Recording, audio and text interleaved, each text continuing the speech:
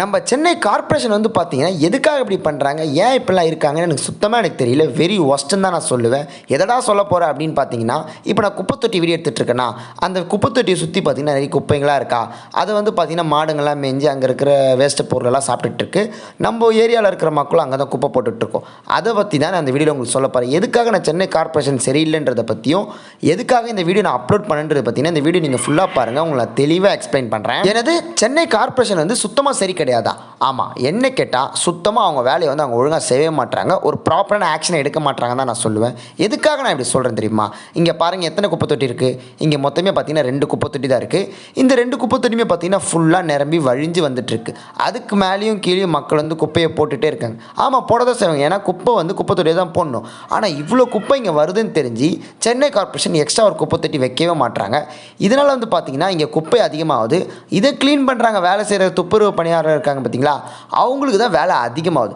அதே மாதிரி குப்பை வண்டி வரும்போது கூட பார்த்தீங்கன்னா என்ன பண்ணுவாங்க, என்னடா இது குப்பை கீழேருந்து அவங்களுக்கு வர மாதிரி அவங்களுக்கும் வேலை டபுள் வேலையாக இருக்குது. அதுக்கு பதிலாக சென்னை கார்ப்பரேஷன் எக்ஸ்ட்ரா 2 குப்பை தொட்டியை போட்டுட்டு இந்த மாதிரி மாடுகள் எல்லாமே வந்து சாப்பிடுது. இதனால் வந்து பார்த்தீங்கன்னா டிராஃபிக்கும் அதிகமாகுது. இதனால் வந்து பார்த்தீங்கன்னா நிறைய பேரோட வேலை வந்து ரொம்ப ரொம்ப கெட்டு போகுது. இந்த மாதிரி மாடுகளை வந்து மேயிடுறாங்க பார்த்தீங்களா ரோட்டில், அதில் வந்து பார்த்தீங்கன்னா அந்த மாட்டோட ஓனர்ஸ் மேலே வந்து கேஸ் போட்டு அவங்களுக்கு ஃபைன் போடணும். இந்த மாதிரி மாடை வந்து ரோட்டில் மேய விடக்கூடாது. மாடுங்க ரோட்டில் மேய்றதுனால என்ன ஆகுதுன்னா, நிறைய பேரோட கடைகளுக்குள்ளே போகுது இந்த மாடுகள் எல்லாமே சாப்பிடுது. அந்த ஓனர்ஸ் கூட சில பேர் கொடுக்குறவங்க இருப்பாங்க, இந்த வாழைப்பழம் வாழை இலை பூலாம் சாப்பிடுது மாடு வந்து. நிறைய ஓனர்ஸ் நல்லவங்களா இருந்தாலும் இந்த வாயில்லாத ஜீவனங்களை நான் குறைய சொல்ல மாட்டேன். அதுக்கு என்ன தெரியும், போய் சாப்பாடு இருக்குது போய் சாப்பிடலாம் தான் மாடுங்க நினைக்கும். ஆனால் நிறைய ஓனர்ஸ் என்ன பண்ணுவாங்க தெரியுமா, ஒருத்தவங்க நல்லவங்களா இருப்பாங்க, ஒருத்தவங்க கெட்டலாம் இருப்பாங்க. மாடை வந்து அடிக்க ஆரம்பிச்சிடுவாங்க. இந்த மாடுகளை அடிக்கிறதுனால அதுங்க நடு ரோட்டில் ஓடி வரும். வண்டியில் வரவங்க ஆக்சிடென்ட் ஆகி கீழே விழுறதுக்கு அதிகமாக வாய்ப்பு இருக்குது. 2-3 பேர் விழுந்திருக்காங்க. நானே தூக்கி விட்டுருக்கேன். கண்டிப்பாக இது நடந்திருக்கு. கண்டிப்பாக இனிமேல் நடக்கும் வாய்ப்பு அதிகமாக இருக்குது மாடுங்க ரோட்டில் வந்தால். அதனால தான் சொல்கிறேன், மாட்டோட ஓனர்ஸ்க்கு எல்லாருக்குமே ஃபைன் போடணும் இந்த மாதிரி மாடை வந்து நடு ரோட்டில் மேய விடுறதுக்காக. சரி, குப்பை தொட்டிலேருந்து குப்பை வந்து வழிஞ்சு விழுந்துருச்சு ஃபுல்லாகி, அங்கே குப்பை தொட்டி வைக்க இடம் கிடையாது. இப்போ நாங்கள் என்ன பண்ணுறதுப்பா, நீ சொல்கிறபடி கரெக்டாக இருந்தாலும் அங்கே குப்பை தொட்டி வைக்க இடம் இல்லைனா மக்கள் என்ன பண்ணுவாங்க, நாங்களும் என்ன பண்ணுவோம் அதிகாரி. அப்படி நடந்தால் அங்கே என்னென்ன நடக்க வாய்ப்பு அதிகமாக இருக்குது தெரியுமா?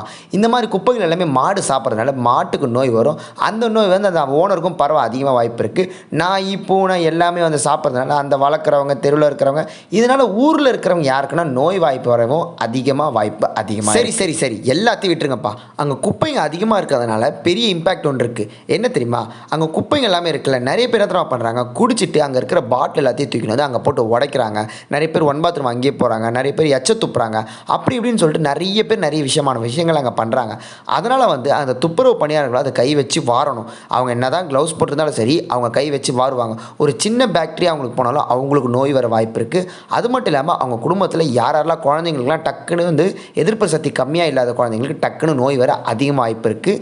காரணம் 2-3 குப்பை தொட்டி எக்ஸ்ட்ராமல் இல்லாமல் இருந்தாலும், குப்பைங்க சரிஞ்சு அதிகமாக வழிஞ்சாலும் இவ்வளோ விஷயங்கள் நடக்க அதிகமாக வாய்ப்பு அதிகமாக இருக்குது. இது எல்லாமே பார்த்தீங்கன்னா கார்ப்பரேஷன் கையில் தான் இருக்குது, சென்னை கார்ப்பரேஷன் கிட்ட தான் இருக்குது. எக்ஸ்ட்ரா 2 குப்பை தொட்டி வச்சுட்டு குப்பை ரொம்ப வழிஞ்சிச்சுன்னா டக்குன்னு ஃபோட்டோ எடுத்து மேனேஜர்கிட்ட அனுப்பிச்சிட்டு அங்கே போய் குப்பையை வராங்க, உடனே ஒரு வண்டி அனுப்பிச்சா எல்லா ப்ராப்ளமும் முடிஞ்சிச்சு.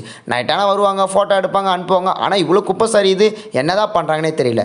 கவர்மெண்ட் வந்து பிளாஸ்டிக்கை பேன் பண்ணுறோம் சொல்லிட்டு இருக்காங்க. ஆனால் அந்த குப்பை தொட்டி கீழே பார்த்தீங்கன்னா ஃபுல்லாக பிளாஸ்டிக்காக தான் இருக்குது. எதை பேன் பண்ணுறாங்க, எப்படி பேன் பண்ணுறாங்கன்னு சுத்தமாக எனக்கு தெரியல. ஸோ இந்த மாதிரி விஷயங்கள் வந்து மாற வேண்டும். இது எல்லாமே பார்த்தீங்கன்னா நம்ம தமிழ்நாடு கவர்மெண்ட் வந்து சென்னை கார்ப்பரேஷன் கிட்ட வந்து சொல்லி இந்த மாதிரி குப்பை தொட்டிகளாக எங்கெங்கெல்லாம் இருக்கோ அங்கே வந்து எக்ஸ்ட்ரா 2 குப்பை தொட்டி வைங்க, அதை மெயின்டைன் பண்ண நல்ல மேனேஜர் வைங்க, நல்ல சூப்பர்வைசரை வைங்க அப்படின்னு சொல்லிட்டு சொன்னால் தான் இந்த மாதிரி விஷயங்கள் எல்லாமே மாறும். நான் சொன்னது எதுவுமே தப்பில்லைன்னு தான் நினைக்கிறேன். இந்த மாதிரி விஷயங்களை நீங்களும் பார்த்துருக்கீங்களா இல்லையா, என்னோட கருத்து கரெக்டாக இல்லையான்னு சொல்லிட்டு மறக்காம எல்லாரும் கமெண்ட்டில் சொல்லுங்கள். நான் பண்ண வந்து விஷயம் வந்து எப்படி இருக்குது இல்லையான்னு சொல்லிட்டு உங்களுக்கே புரியும்.